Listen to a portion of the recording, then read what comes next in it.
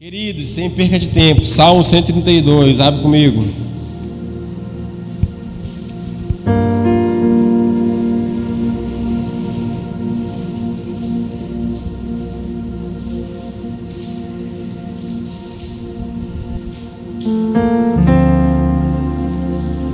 Salmo 132, 1 ao 10. Eu compartilhei essa palavra exatamente há 2 domingos atrás. Desde quando a igreja começou, eu nunca fiz isso. Eu nunca repeti um sermão aqui. Vou fazer 3 anos. E eu acho que estava só Esteban, Bruna, teu pai, tua mãe, Thalia e Keliane. Tinham pouquíssimas pessoas aqui nesse domingo. E esse assunto não saiu da minha cabeça. Como está a maioria de todos vocês, eu queria tocar nesse assunto de novo. Então quem já ouviu uma vez, não faz mal ouvir de novo. E quem não ouviu, vai fazer muito bem você ouvir pela primeira vez. Tá bom? Tenho certeza que tem algo de Deus no nosso coração essa noite. Salmo 132 diz assim: Senhor, lembra-te de Davi e das dificuldades que enfrentou. Ele jurou ao Senhor e fez um voto ao poderoso de Jacó: não entrarei na minha tenda, nem me deitarei no meu leito. Não permitirei que os meus olhos peguem no sono, nem que as minhas pálpebras descansem, enquanto não encontrar um lugar para o Senhor, uma habitação para o poderoso de Jacó. Verso 7: vamos para a habitação do Senhor, vamos adorá-lo diante do estrado dos seus pés. Senhor, levanta-te e vem para o teu lugar de descanso, tu e a arca onde está o teu poder. Vistam-se de retidão os teus sacerdotes, cantem de alegria os teus fiéis. Por amor a Davi o teu servo, não rejeites o teu ungido. Pula comigo, verso 13 e 14. O Senhor escolheu Sião com o desejo de fazê-lo sua habitação. Este será o meu lugar de descanso para sempre. Aqui firmarei o meu trono. Pois esse é o meu desejo. Amém? Eu queria conversar com você hoje sobre o descanso de Deus. Você pode repetir comigo? Mais uma vez. Eu não sei se faz sentido para você, mas para mim não faz olhar para o céu e me questionar ou parar para pensar em um Deus que precisa de descanso. Hoje foi um dia bem puxado para a gente, na verdade foi desde ontem que a gente começou a fazer o mocotó. E é mais difícil que fazer feijoada, na verdade.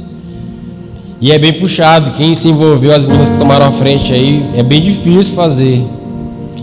E tudo que a gente queria hoje era poder descansar, né? Domingo é o dia que a gente tira para dormir até mais tarde. Sábado dormir mais tarde, quando pode. Mas nós cansamos. A nossa matéria-prima, a carne, ela é limitada. A gente esgota. A gente precisa de repouso, pausa. E não faz sentido você achar que Deus também precisa disso. Mas o Salmo 132 usa expressões como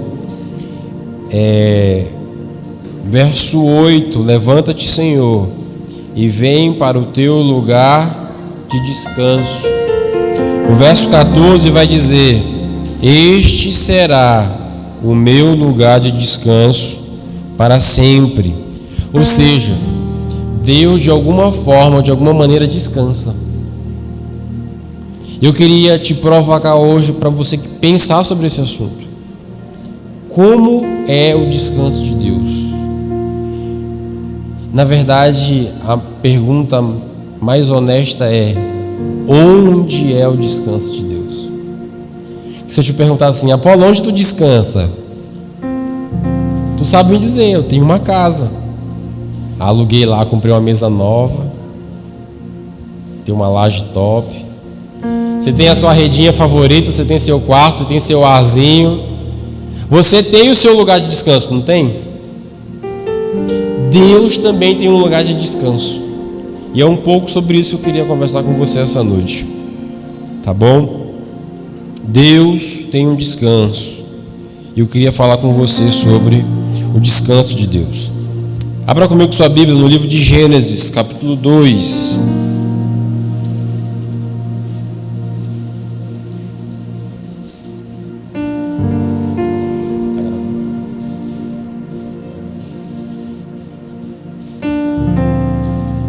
Gênesis capítulo 2, verso 1 ao 3.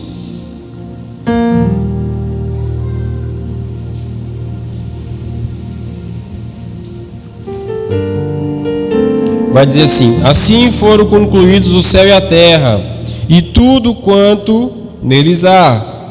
No sétimo dia, já havia Deus concluído a obra que realizara, e nesse dia descansou.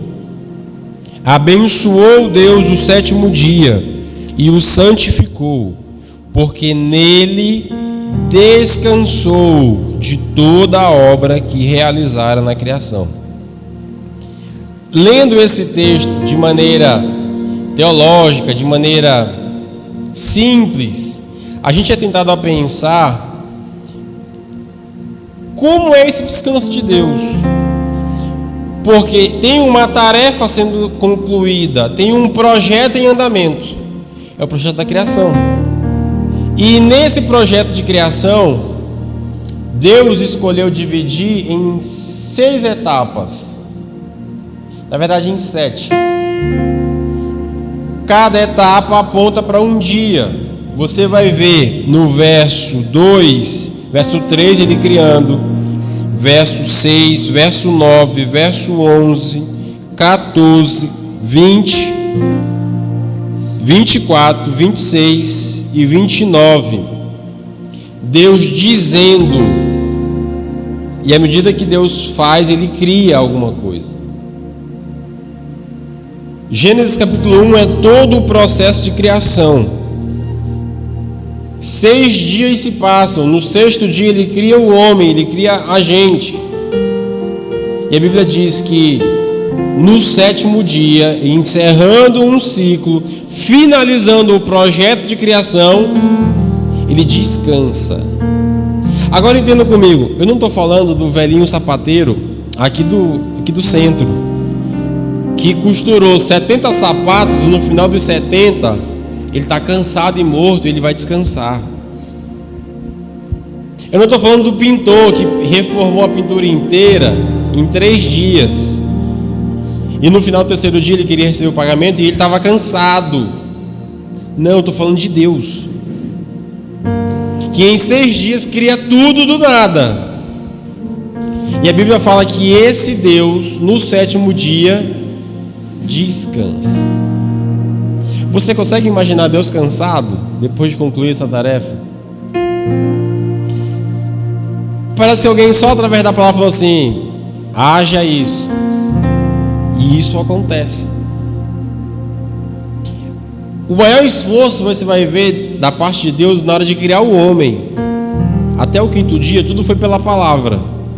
No 6º dia, ele não diz, ele faz. Ele bota a mão na massa. O que não justifica o cansaço dele.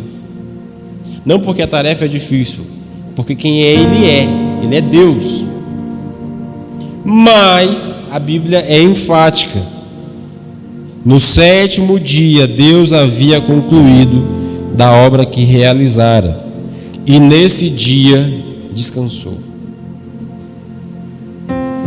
Não tem como discutir isso. Deus descansou no 7º dia. Agora olha um outro texto comigo, Isaías capítulo 40, verso 27.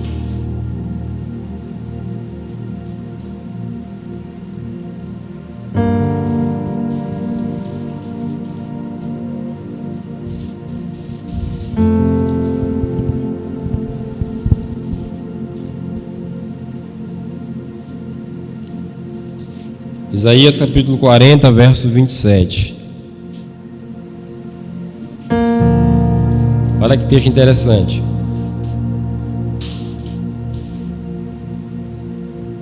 Por que você reclama, ó Jacó, e por que se queixa, ó Israel?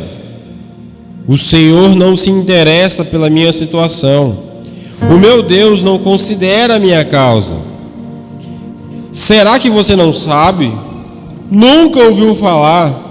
O Senhor é Deus eterno, o Criador de toda a terra. Agora o que o verso vai dizer? Ele não se cansa, nem fica exausto. Sua sabedoria é insondável. Foi o que nós cantamos. Ele fortalece o cansado e dá vigor ao que está sem forças. Até os jovens se cansam e ficam exaustos, e os moços tropeçam e caem. Mas aqueles que esperam no Senhor renovam as suas forças, voam alto como águias, correm e não ficam exaustos, andam e não se cansam. A Bíblia, entenda o seguinte, a Bíblia não tem contradições. Deus não é uma pessoa contraditória, mas Ele possui paradoxos. Contradição é uma coisa, paradoxo é outra. Contradição são duas verdades que se anulam. Paradoxo não. Gênesis capítulo 2, você está vendo que o texto dizendo que Deus descansou. Mas o texto de Isaías, no verso 28 da parte B, diz: Ele não se cansa e nem fica exausto. Para melhorar a situação, ele vai usar uma analogia que, além dele não ficar cansado, dele não se exaurir, a Bíblia diz que ele é quem fortalece quem está cansado. Ele só não fica cansado, como ele também dá força para aquele que está cansado. E aí o profeta usa uma analogia que nós conhecemos muito bem até os dias de hoje. Até os jovens, ele vai dizer, jovem cansa. Imagina que nós somos uma maioria jovens. Você não compara a minha força com a força de Chiquinho. Eu não posso comparar a força de Apolo, jovem, em pleno vigor, com a força do pai dele. Por quê? Porque ele é muito mais forte. Não cabe entre Apolo e o pai dele uma medição de força, porque Apolo vai ganhar na força. Isaías está dizendo que até jovem que é forte, é robusto, tem vigor, se cansa. Passa o dia carregando pedra para você ver. Cansa. Na verdade, se a gente passar o dia sem fazer nada, já cansa.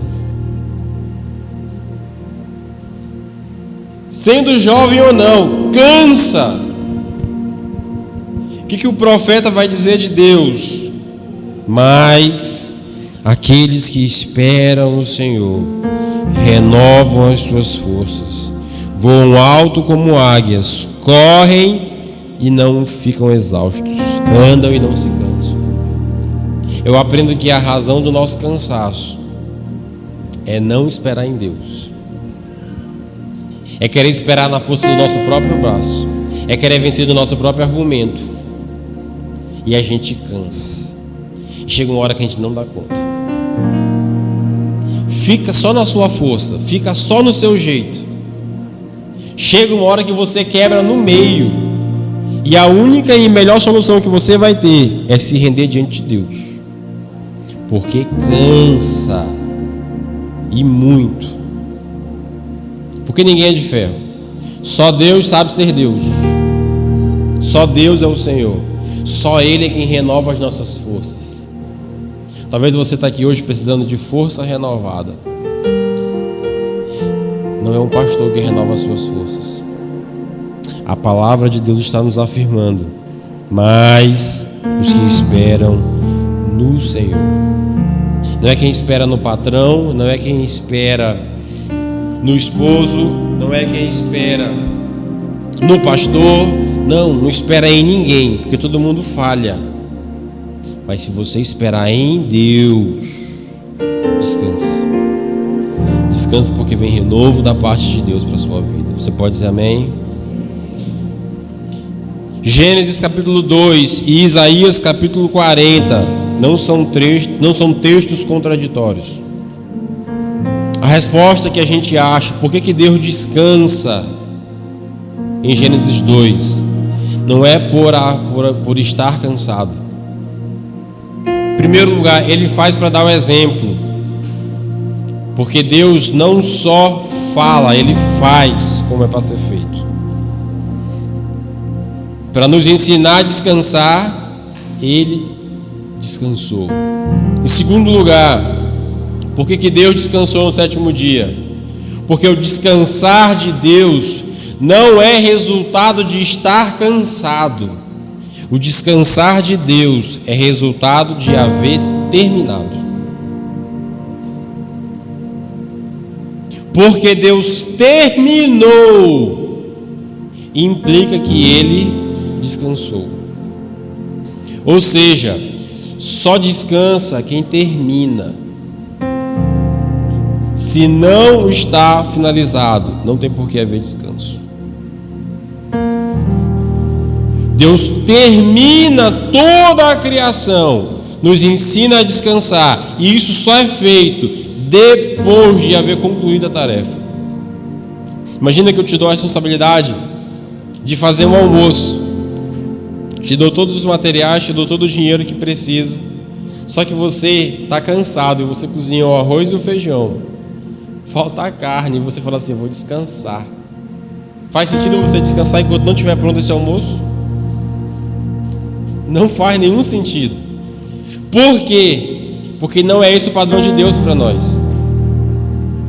Existe uma obra sendo feita no nosso coração pelo Espírito Santo, e não há descanso enquanto essa obra não for concluída. Enquanto essa obra não for terminada, não pode haver descanso, e não há da parte de Deus. Então entende isso. Deus não cansa. É engraçado, mas é verdade.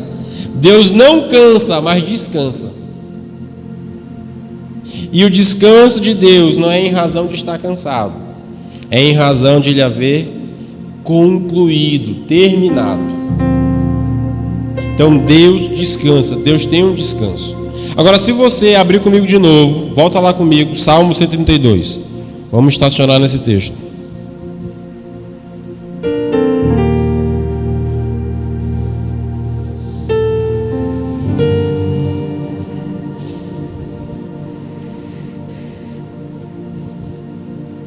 O 132, o verso 8 e o verso 14 vão enfatizar isso. Verso 8 vai dizer assim: levanta-te, Senhor, e vem para o teu lugar de descanso. Verso 14: este será o meu lugar de descanso para sempre. Você percebe que há um rei que por trás desse texto quer dar a Deus aquilo que Ele tem. Todo rei tem descanso, todo rei tem conforto, todo rei tem comodidade. E eu não sei te explicar como, mas isso passou pela cabeça de Davi. E ele fala: eu vou construir um lugar para Deus, em que nesse lugar Deus vai descansar. Essa ideia hoje, tem muita gente pregando sobre isso. Mas quando Davi escreve isso aqui, não tinha ninguém fazendo isso. E ainda hoje é meio absurdo nós fazermos algo assim. Porque no fundo, Deus não mora e não habita em lugar nenhum que nós possamos construir. Não existe. O Templo de Salomão, que Edir Macedo fez em São Paulo, não é a casa de Deus. O prédio da Recomeçar não é a casa de Deus. Nada que você possa construir de tijolo, pedra, cimento e pintar bem bonitinho, botar ar-condicionado novo, nada disso é casa de Deus. Nada, absolutamente nada. Mas Deus continua descansando. Onde e como? E a Bíblia vai nos mostrar um questionamento que eu me fiz. E o questionamento é: se existe um lugar que Deus quer descansar, se Davi pensou nisso, vou fazer para Deus um lugar onde Ele repousa, onde Ele fica tranquilo, onde Ele está sossegado. Minha pergunta é: onde seria esse lugar? Onde é o lugar que Deus não está trabalhando agora? Me responde. Nesse exato momento, aonde é o lugar que Deus está em paz, que Deus está sossegado, descansado? Pensa comigo, hein? Onde, João?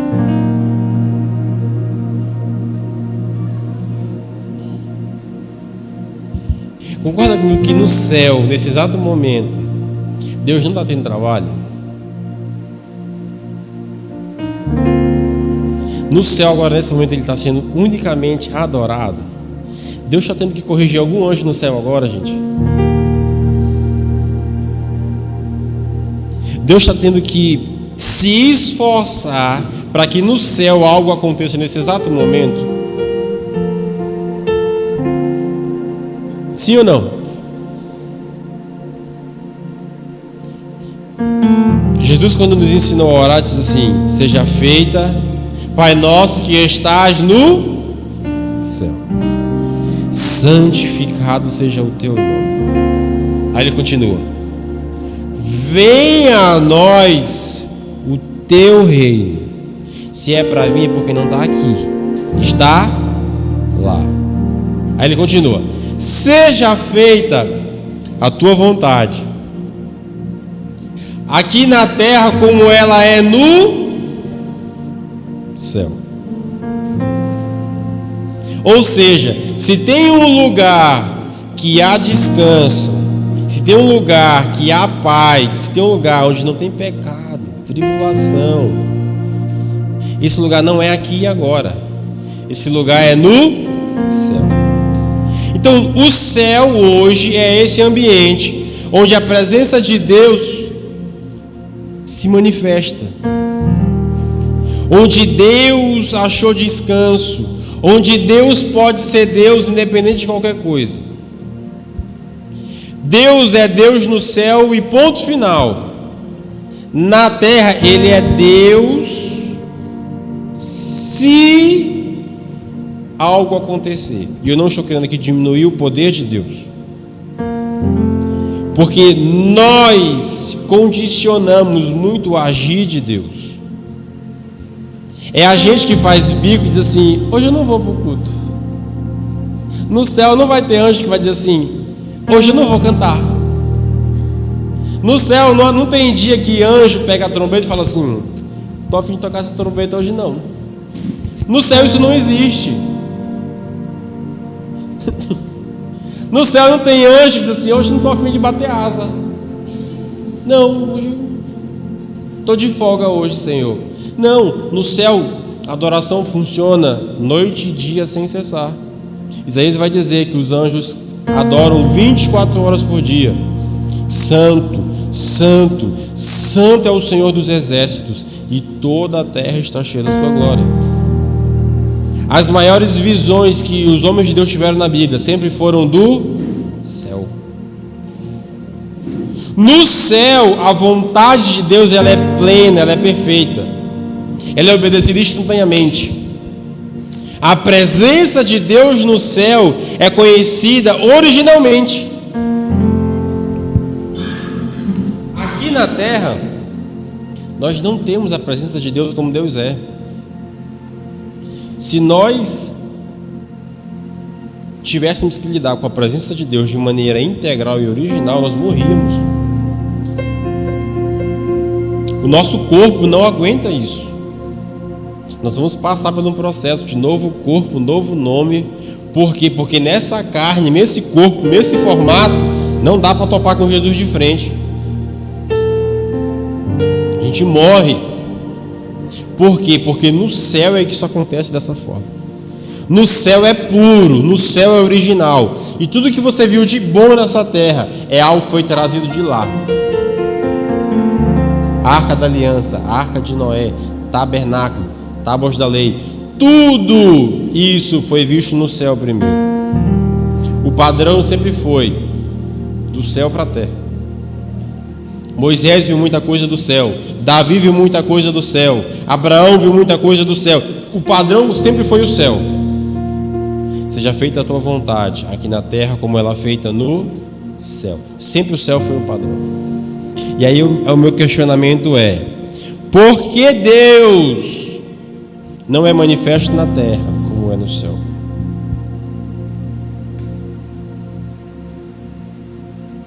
Você entendeu que no céu se manifesta 100%? Por que na terra não acontece a mesma coisa?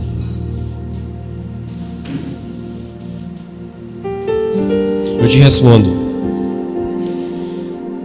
porque Deus aqui na terra não tem um lugar de descanso entre nós. E aqui eu começo a pregação de hoje. Eu introduzi tudo até agora só para chegar nesse ponto.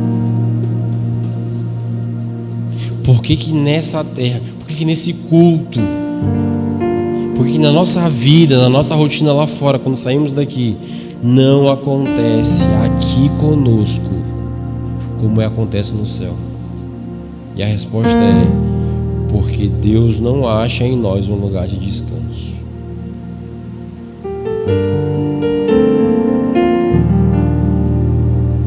E o pior que isso, a verdade é que Deus sempre está mais lutando em nós e por nós do que descansando em nós.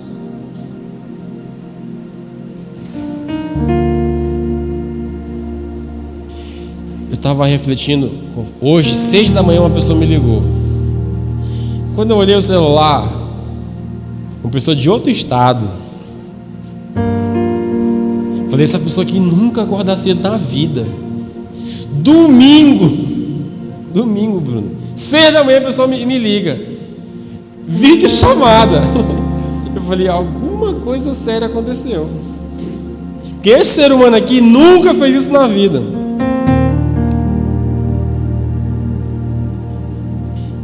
E eu fiquei quase 2 horas no telefone com essa pessoa hoje. Eu já estava na varanda de casa fazendo devocional. Falou assim: tu me atende agora? Eu falei: atendo. E era uma pessoa, ela tinha acabado de acordar, tinha um sonho, tinha um demônio com um olho gigante que estava perseguindo ela na casa dela. E esse sonho foi tão real para ela que essa pessoa me ligou desesperada. Sabe quando alguém, sabe aquele pesadelo que a gente tem, que acaba de acordar? A pessoa estava ofegante me falando do sonho, estava muito emotiva. Falei: né? Quando eu falo de Jesus para ti, tu não liga. Quando o diabo fala que vai te agarrar, e tu quer me ligar, né? Domingo, 6 da manhã. O diabo é um bom evangelista, viu? O capeta é um bom missionário. Não deixa ele pegar para ti, deixa ele te agarrar. E eu conversando com essa pessoa, pense numa pessoa atribulada. Pense numa pessoa em guerra. Pense numa pessoa dando trabalho para Deus. E ela começou a vomitar. Quando ela me descreveu o sonho, eu falei assim, me diz o seguinte, o que foi que tu fez? Ela pegou e falou assim, eu? Eu falei, tu fez alguma coisa. Porque ninguém tem um sonho desse de graça. Conta lá o que tu fez. Aí ela falou assim, então. Quando a pessoa fala assim, então, senta de boa. E ela falou, foi falando assim. Há tantos anos atrás eu comecei a fazer isso. Aí foi terminando até semana passada. E semana passada fez isso. E a pessoa veio vomitando tudo. Não dá para falar o que a pessoa veio vomitando. A conversa inteira. Ela tirou muito lixo da alma dela. Depois a gente conversou, expliquei algumas coisas para ela. E a verdade é que, como essa pessoa, muitos de nós estamos, e ela é da igreja, dentro de ministérios da igreja, dando muito trabalho para Deus, fazendo com que Deus trabalhe, lute, brigue conosco, e por fazer isso, ele não consegue descansar em nós. Quer ver o seguinte? Gênesis capítulo 6. Abre comigo, deixa eu te mostrar um negócio. Gênesis capítulo 6. Tem 3 textos que eu quero te mostrar sobre essa briga que a gente provoca.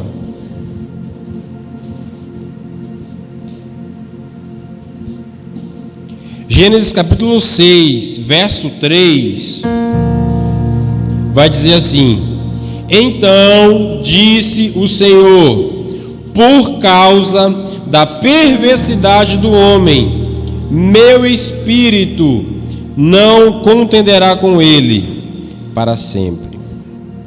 Ele só viverá 120 anos.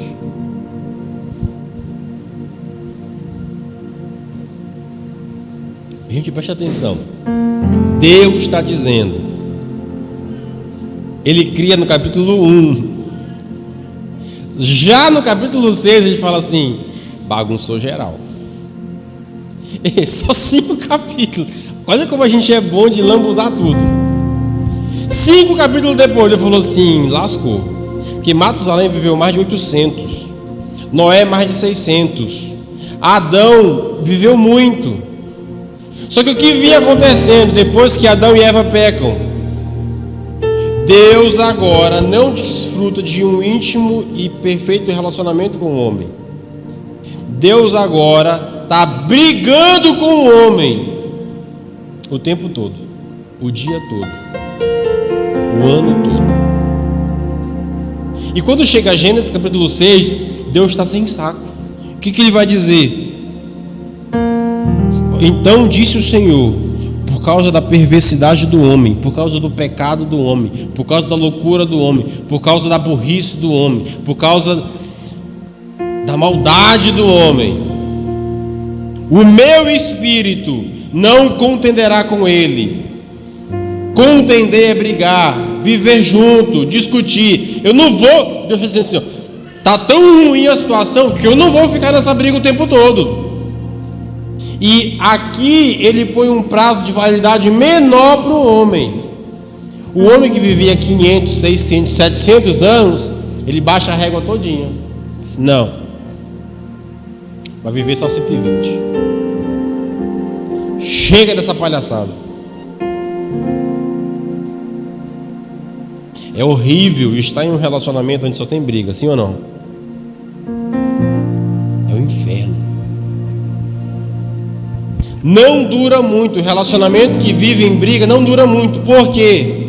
Porque Deus colocou essa regra na natureza quando criou o homem. Por dentro isso.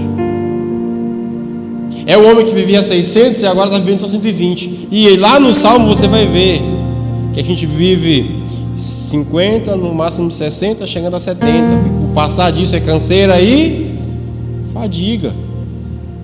Baixa ainda mais.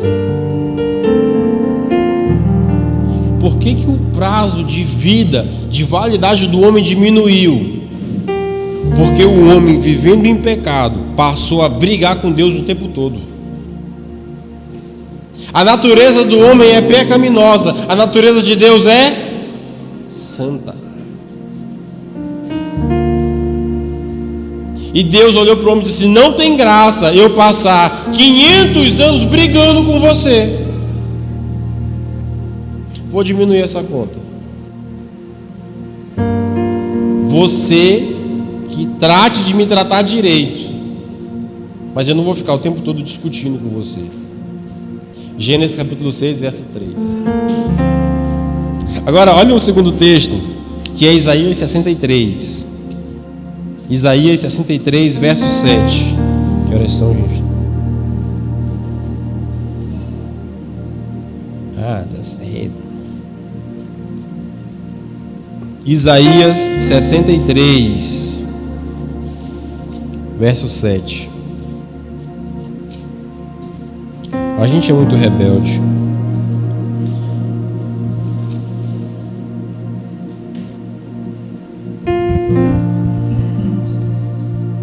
Isaías 63, do 7 ao 10, vai dizer assim, ó: falarei da bondade do Senhor, dos seus gloriosos feitos, por tudo o que Ele fez por nós. Sim, quando Ele bem fez a nação de Israel, conforme a sua compaixão e a grandeza da sua bondade.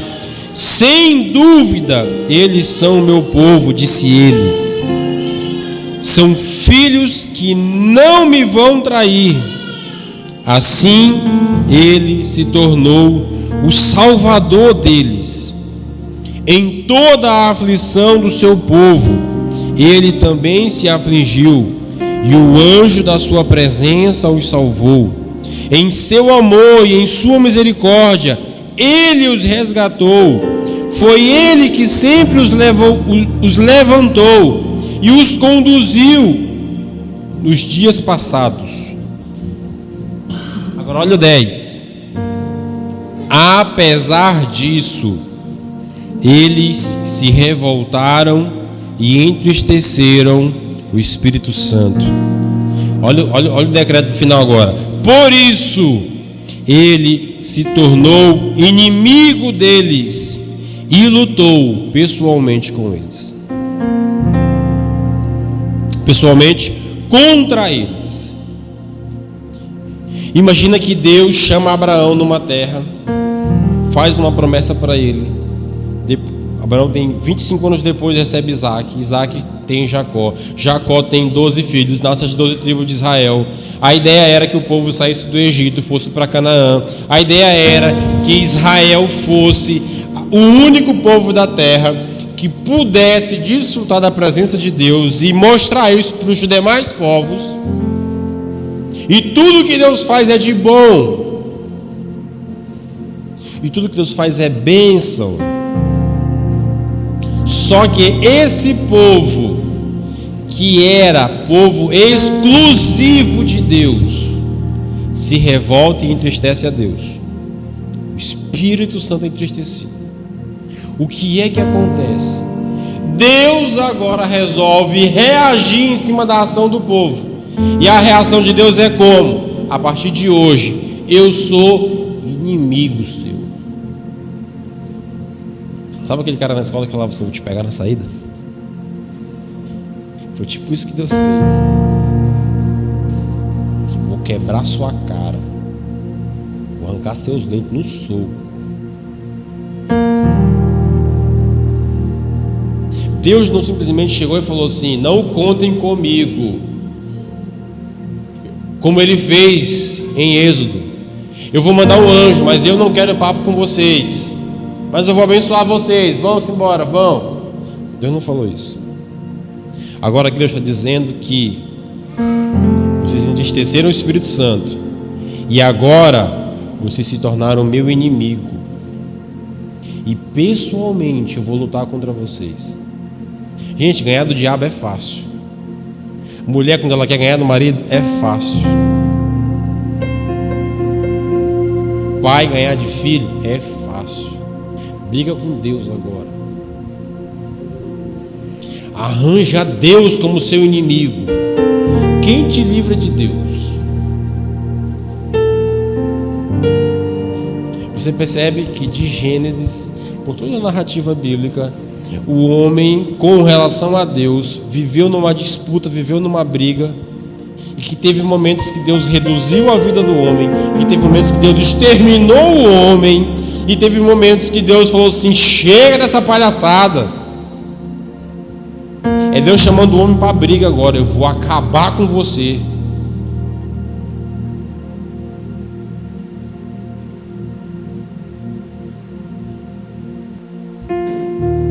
Porque Deus não é manifesto na terra como é no céu.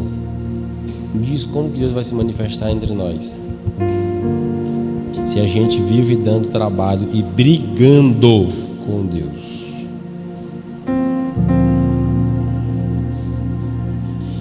Deixa eu fechar com você esse assunto. Gálatas capítulo 5 é o texto do Novo Testamento mais claro que mostra essa briga que acontece dentro de nós.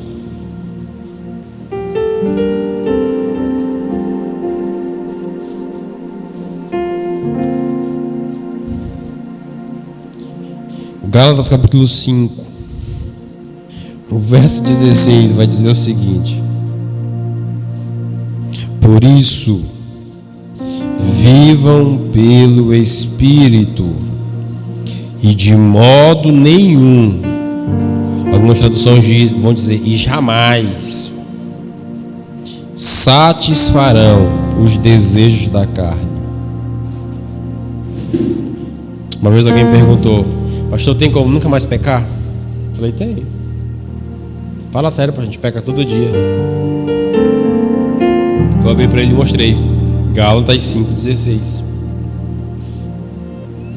Viver em espírito, andar em espírito, e de modo nenhum vocês satisfarão o desejo da carne. Quer parar de pecar? Ande no espírito. Não tem como andar no espírito e dar uma pecadinha. E quem deu uma pecadinha é porque saiu do espírito. Agora, olha o 17, como é que ele começa? Pois a carne deseja o que é contrário ao espírito, o espírito o que é contrário à carne. Eles estão em conflito um com o outro, de modo que vocês não fazem o que desejam.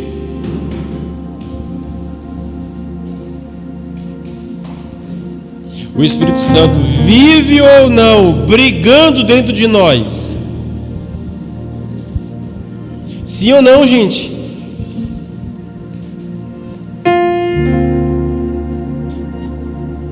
Deus não se manifesta num lugar onde só tem briga. Estava conversando com a Paula essa semana. Jesus poderia ter escolhido qualquer cidade para derramar o Espírito Santo do mundo. Ele escolheu a cidade de Jerusalém. Dá um Google depois e vê qual é o significado de Jerusalém.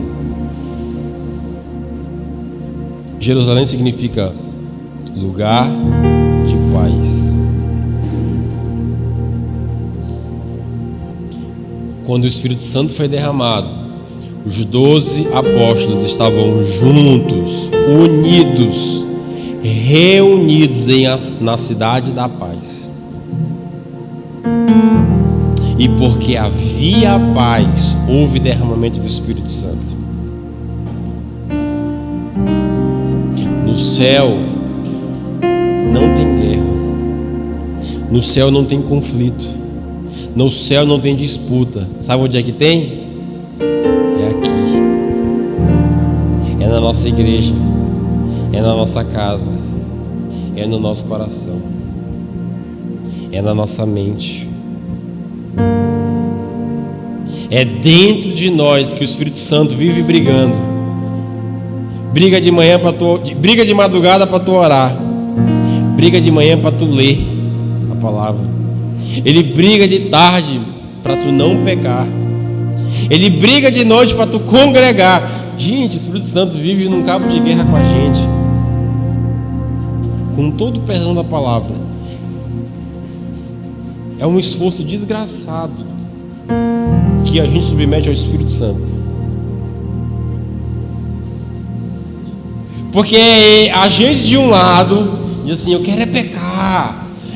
eu quero fazer o que eu desejo, eu quero a minha vontade. O Espírito Santo aqui do outro lado, assim, ó. Não, não vai. Não é o que eu quero para ti. E a gente diz assim: é o que eu quero, me dá, Senhor, me dá aquele namorado. Eu quero. O Espírito Santo diz assim: não vou te dar, ele vai te levar do mundo.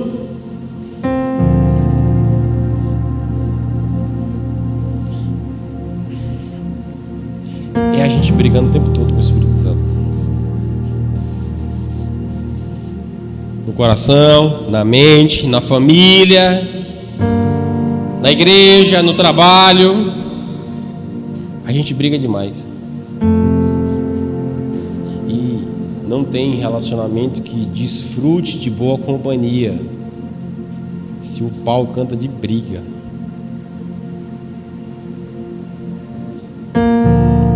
A verdade, minha gente,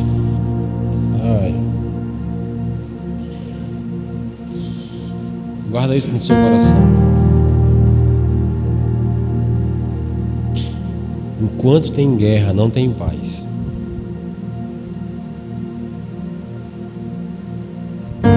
Enquanto tem guerra, não tem paz. Enquanto não tem paz, não tem descanso.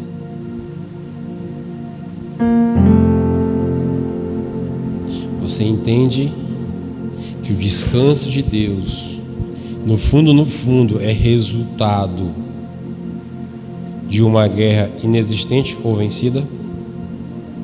Um dos dois. Para que Deus descanse no nosso meio, para que Deus repouse na nossa vida, no nosso coração,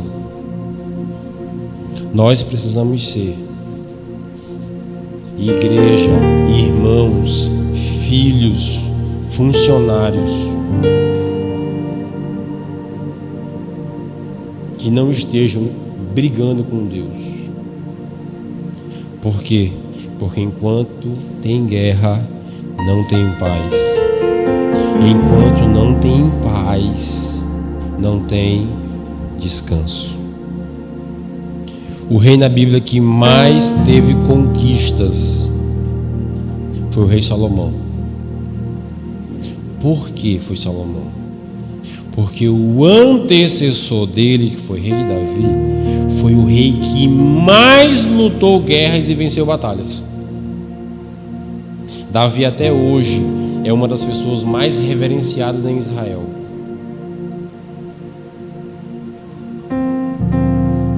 E inclusive o fato de Davi ter brigado em tantas batalhas é o motivo que Deus justifica para que ele não construa o templo de Deus. Deus diz para Davi: Davi, você é um homem sanguinário, você tem muito sangue nas mãos. Não dá para você construir uma casa para mim, mas teu filho vai construir. E Davi separa os recursos para que Salomão construa. Por que Salomão consegue ter cabeça tranquila para construir? Porque Davi teve um braço cansado para guerrear. O que não dá para fazer? Guerrear e construir ao mesmo tempo. Principalmente só para Deus. Eu sei que você quer ter experiências com Deus. Eu sei que você quer vencer. Eu sei que você quer crescer em Deus. E você quer construir algo sólido com Deus. Quando é que você consegue fazer isso? Quando você amadurecer e parar de dar trabalho para o Espírito Santo. A nossa imaturidade está freando Deus de fazer o trabalho dele em nós. A nossa imaturidade nos faz mudar de congregação. A nossa imaturidade nos faz passar por divórcio. A nossa imaturidade faz romper os laços com a família por causa de política. A nossa imaturidade faz a gente arrumar inimigos onde a gente passa. A nossa imaturidade não permite que a gente nem durma direito, porque a gente não tem mais paz. Porque Deus não consegue descansar em nós. Por quê? Porque a gente vive em guerra. E Davi, no Salmo 132, tem esse coração, dizer: Deus, eu quero fazer um lugar para você descansar. Tem como você descansar numa casa barulhenta, gente? Tem como você descansar onde é calor infernal? Tem como você descansar onde é muita claridade? Não tem como. A gente se parece com Deus em muitos aspectos. Para a gente descansar tem que ter silêncio, temperatura, iluminação. O colchão tem que ser bom. Por que você acha que Deus descansa nesse inferno que a gente fica dando para Ele? Deus não se manifesta no nosso meio. Deus não descansa no nosso meio, porque estamos em guerra o tempo todo, dando trabalho para o Espírito Santo o tempo todo. Vamos ficar de pé?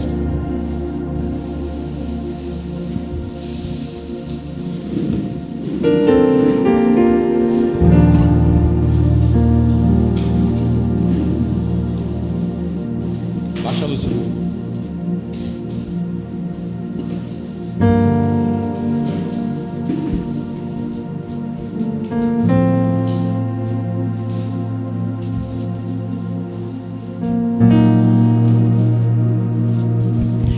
Entenda uma coisa.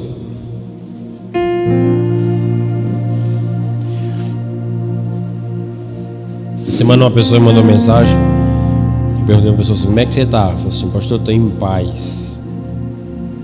Eu falei: engraçado, é sobre isso que eu vou pregar domingo. Qual é o objetivo da gente como igreja? Qual deveria ser o objetivo de toda a igreja? Vou te dizer, escrevi para não errar. O nosso objetivo não é simplesmente orar muito até que Ele venha, mas sim sermos um povo unido e em um único propósito: deixar o Espírito Santo nos vencer, obtendo de nós total rendição, para que Ele possa descansar entre nós. A igreja não é para ser manicômio. A igreja não é para ser hospício. Eu não concordo tanto com a analogia da igreja ser um hospital. A igreja é para ser uma comunidade de gente unida, que foi vencida pelo Espírito Santo. E porque isso aconteceu, Ele consegue achar um lugar de descanso no nosso meio.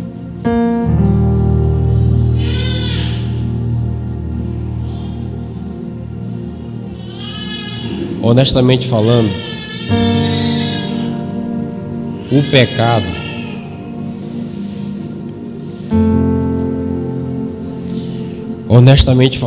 pecado não deve ser alvo da nossa energia,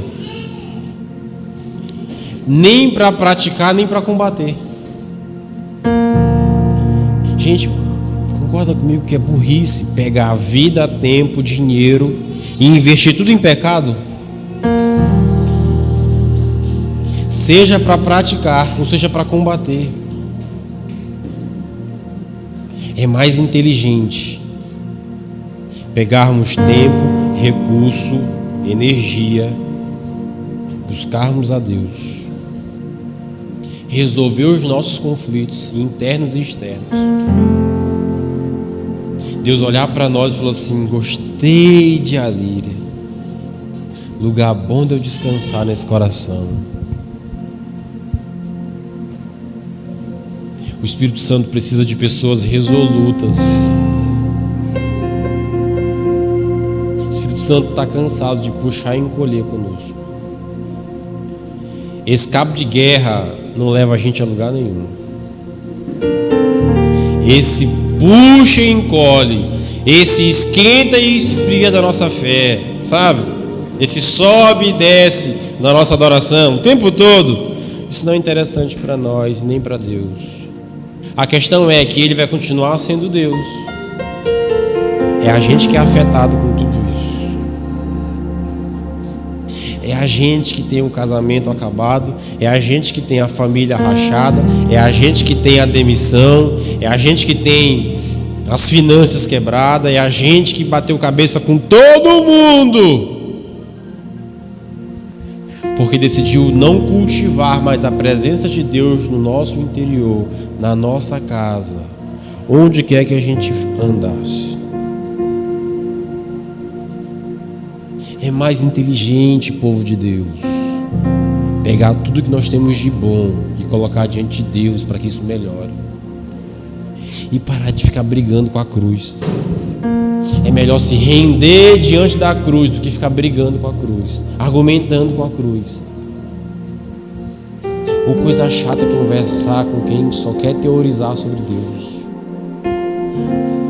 Mas se Deus é isso, por que é isso? Se esse texto não explica isso, não tem vida de Jesus nisso.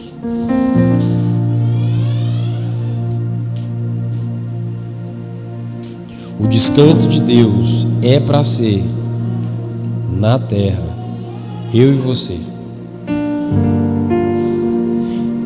Eu preguei esse sermão dia 10 desse mês. Bruna estava aqui e me ouviu, o Guilherme estava aqui e me ouviu. Gente, o maior esforço da minha vida desse dia para cá é parar de brigar. Estando certo ou estando errado, o maior desafio meu tem sido não brigar. Engajou. Eu sinto que acontece assim comigo. Está aqui. Está aqui eu. Está aqui o Espírito Santo comigo. O tempo todo. E aí eu brigando. Eu discutindo. Keliane faz isso. Jéssica, cadê isso na arte? João, tu já fez isso. Raiado, se corta esse cabelo ridículo. Eu brigando, sempre dando. Rebeca, vem para a igreja. Esteban, para com essa pessoa. Tempo todo, eu brigando, todo mundo. Gente, diante de Deus, parece que é físico. Eu sinto o Espírito Santo fazendo isso aqui assim, ó.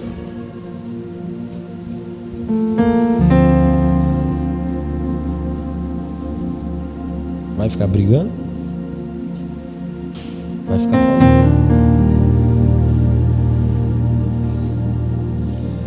E às vezes a gente é tão idiota que a gente quer ficar com a razão e abre mão do Espírito Santo.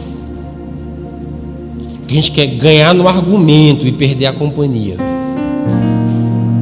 Não é isso que Deus quer de nós. Não é isso. Gente, na minha opinião, o topo, a meta da vida vai ser dizer o que o apóstolo Paulo diz em Gálatas. Gálatas capítulo 2, verso 20, Paulo vai dizer assim: já estou crucificado com Cristo, e vivo, não mais eu, mas Cristo vive em mim. E a vida que agora vivo na carne, vivo-a pela fé no Filho de Deus, o qual me amou e se entregou a si mesmo por mim. Paulo e Jesus ficaram tão misturados um com o outro que não tinha como mais separar. E toda a vida que era de Paulo, ele olha para a cruz e diz assim, ó: eu estou crucificado com ele. Se eu estou vivo e andando, não é eu, Paulo, é ele que está fazendo isso através de mim. Gente, que loucura! Toda a reação explosiva que você viu minha não era Deus, era eu gritando com você, era eu cobrando você, era eu exigindo de você. E não tem nenhum louvor nisso. E agora nunca foi de Deus nisso.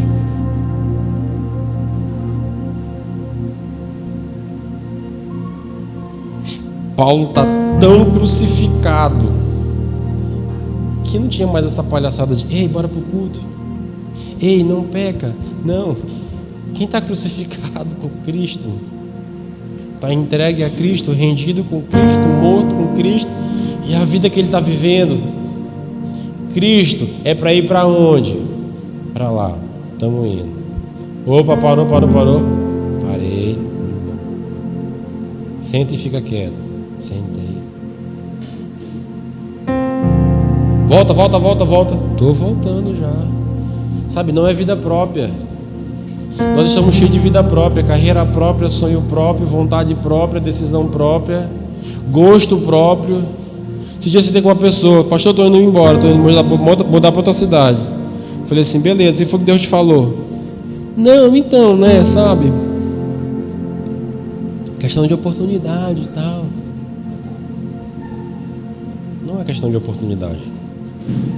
No fundo, nós não estamos crucificados com Cristo. No fundo, a gente pode até ter sido crucificado um dia. Aceitamos a Cristo, beleza. Mas apareceu uma proposta boa. Sabe o que foi que eu fiz? Jesus, dá licença, estou tirando o preguinho aqui. Só um pouquinho, né? Deixa esse preguinho aqui para você, só para você. Conhece a mexa? Vê se me deixa.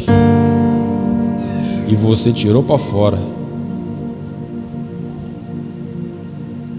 E o Espírito Santo hoje está brigando com você. Só que o Espírito Santo nunca quis brigar com você. O Espírito Santo sempre quis descansar em você. Será que nós temos a ousadia de ter o coração de Davi para hoje termos condições de ter um lugar de descanso para Deus?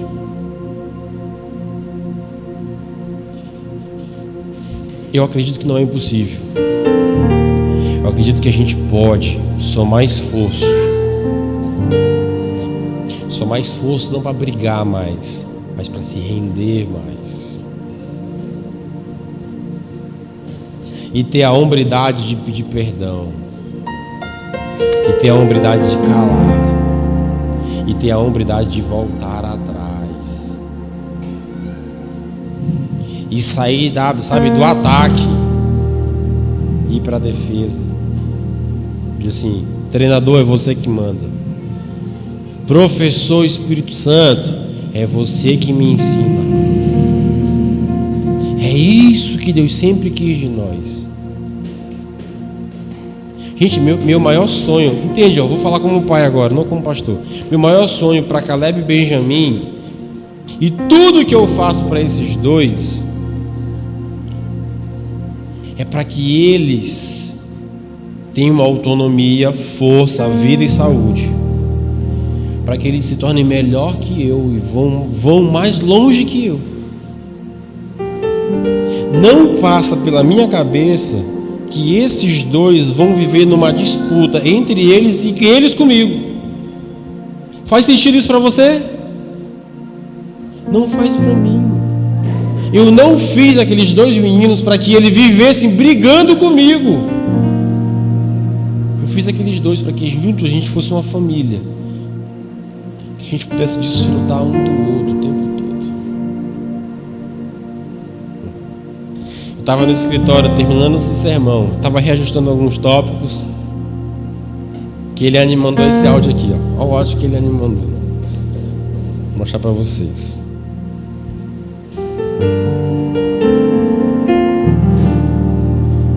Caleb ganhou um presente do avô dele. Eu estava lendo a Bíblia e orando. Olha o áudio que Caleb me manda. Papai, vai montar a pista. Vocês ouviram? Deu pra ouvir? Papai, vai montar a pista. Ele ganhou uma pista da Hot Wheels. Ele estava orando lendo Bíblia, todo espiritual, sabe? Quase levitando no Santo dos Santos. Chega o áudio de Caleb. Papai, bora montar a pista.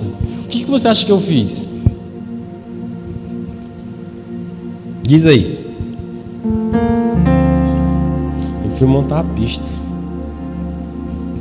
Porque gastar tempo com eles e estar com eles é tão espiritual quanto orar e ler Bíblia. O meu sonho como pai é poder desfrutar de cada fase da vida deles, cada vez melhor, cada vez maior. É assim que Deus faz conosco. Eu não quero ter que brigar judicialmente. Eu não quero ter que brigar emocionalmente. Eu não gosto de bater nesse menino. Apesar de fazer às vezes. Deus é assim conosco. Deus não quer viver nesse pé de guerra com a gente. Deus quer desfrutar da nossa companhia e quer que nós desfrutemos da companhia dele. É isso que ele quer. O que Deus quer